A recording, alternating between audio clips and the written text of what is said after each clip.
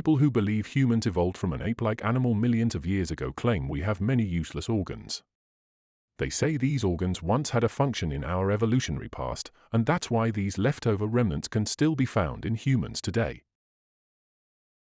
What we know now, the appendix has a complex anatomy of lymphatic tissue and one-way valves that help direct free peritoneal fluid, pancreatic juices and enzymes, endometrial tissue and retrograde menstrual blood into the colon. The appendix is often cited as a rudimentary, useless organ, an evolutionary mistake, or perhaps even God's flaw in human design. But good news, everyone! The appendix, once considered a rudimentary, useless organ and an evolutionary mistake, has now found a newfound purpose as a storehouse for good bacteria. The appendix is a small, finger-shaped, tube-like structure in the lower right quadrant of the abdomen. It is connected to a certain part of your large intestine called the cecum. The cecum is where your small intestine and appendix empty into. Alright, let's break this down in a way that even someone who thinks the appendix is just a vestigial organ for storing bad luck could understand. One of the theories on the appendix is it is a well-suited as a safe house for commensal bacteria, providing support for bacterial growth and potentially facilitating re-inoculation of the colon in the event that the contents of the intestinal tract are purged following exposure to a pathogen. If the belief is the appendix is a vestigial, useless, safe house for bacteria, surgery would be the best option to eliminate the bacteria.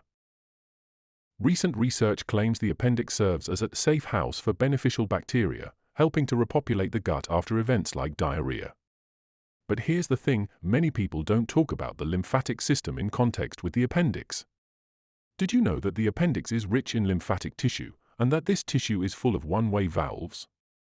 The appendix, with its one-way lymphatic valves, works like a tethered pool cleaner vacuuming up free peritoneal fluid, retrograde menstrual blood, endometrial tissue, and even pancreatic juices and enzymes from the abdominal cavity. It's often said that there are 4 expendable organs in the human body: the gallbladder, tonsils, uterus, and appendix. But is that really the case? Let's take a closer look. Research has shown that gallstones, tonsil stones, and uterine polyps are bacteria biofilm. Are these organs truly expendable, or do we need to reconsider their roles, particularly in how they are affected by bacterial biofilms and contribute to the body's distressed, dysfunctional organs? In a book written by Alfred Sherwood Romer and Thomas S. Parsons, The Vertebrate Body in 1986, there's a quote that humorously or cynically remarks, its major importance would appear to be financial support of the surgical profession.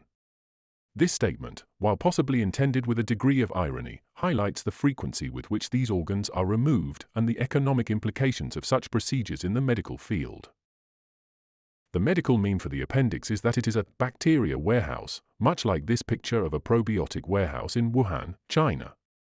On a side note, have you ever wondered where your probiotics are coming from? From an anatomical and physiological perspective, the appendix functions like a sump pump for the abdominal and pelvic cavity. It absorbs free peritoneal fluid, pancreatic juices and enzymes, retrograde menstrual blood, and endometrial tissue, directing them into the large intestine for elimination out of the abdomen and pelvis.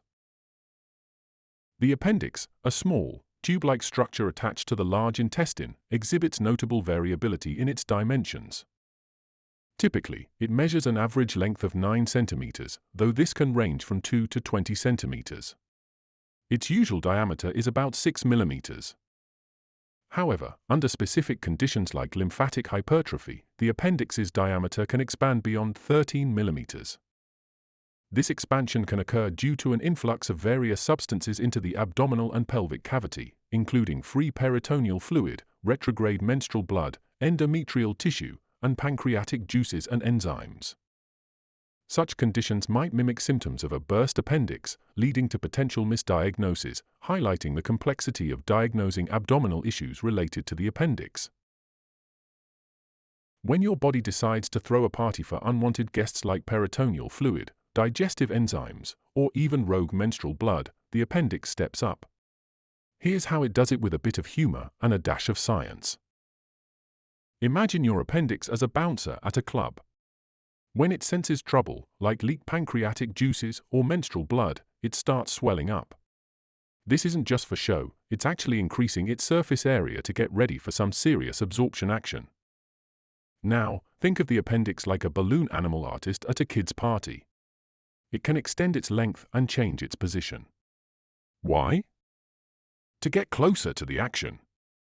If there's a leak from the pancreas or some endometrial tissue floating around, the appendix moves like it's trying to catch the last slice of pizza at a buffet. With its newfound length and strategic position, it starts absorbing these fluids and substances. It's like having a sponge in your belly that's really good at soaking up spills, but instead of water, it's dealing with biological fluids. The appendix, often depicted in anatomical diagrams as having a fixed position, actually exhibits significant variability in its location within the abdominal cavity. Here's a brief overview. Typical position: the appendix is generally thought to be located in the lower right quadrant of the abdomen, near the junction of the small and large intestines. Variable locations, however, its position can vary widely. Pelvic: it can descend into the pelvic region. Subcecal: position below the cecum. Subileal: below the ileum. Postylial: behind the ileum. Preileal: in front of the ileum. Paracecal: beside the cecum. Retrocecal: behind the cecum, where it can extend towards the back of the abdominal cavity. This variability means the appendix can sweep around different parts of the abdominal and pelvic cavity, especially under conditions where there's an influx of substances like free peritoneal fluid, retrograde menstrual blood, endometrial tissue, or pancreatic juices and enzymes. This dynamic nature helps in maintaining the relative dryness of these cavities by absorbing or moving these fluids, but it also complicates the diagnosis of appendicular issues due to its unpredictable positioning. The appendix has long been considered a vestigial organ, thought to have no significant function.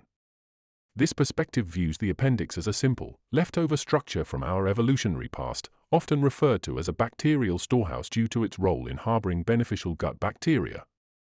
However, modern understanding reveals that the appendix is far more complex and functional than previously believed. It is an organ of variable length, typically averaging 9 centimeters, but can range from 2 to 20 centimeters. Its diameter also varies, generally about 6 millimeters, but can expand to over 13 millimeters during conditions like lymphatic hypertrophy. Beyond its size, the appendix can be found in multiple positions within the abdominal and pelvic cavities, such as pelvic, subcecal, subileal, postylial, preileal, paracecal, and retrocecal. This variability in position allows the appendix to play a crucial role in maintaining the health of these cavities. Anatomically, the appendix is composed of lymphoid tissue and is equipped with one-way valves. These valves and the tissue structure enable the appendix to wick away free peritoneal fluid, retrograde menstrual blood, endometrial tissue, pancreatic juices, and enzymes, directing these substances into the colon for elimination. This function is particularly important in preventing the buildup of fluids and debris in the abdominal and pelvic cavities, thereby helping to maintain a dry and healthy environment. In summary, the appendix is not just a vestigial organ or a simple bacterial storehouse, it is a dynamic structure with significant roles in immune function, fluid regulation, and the elimination of potentially harmful substances from the body.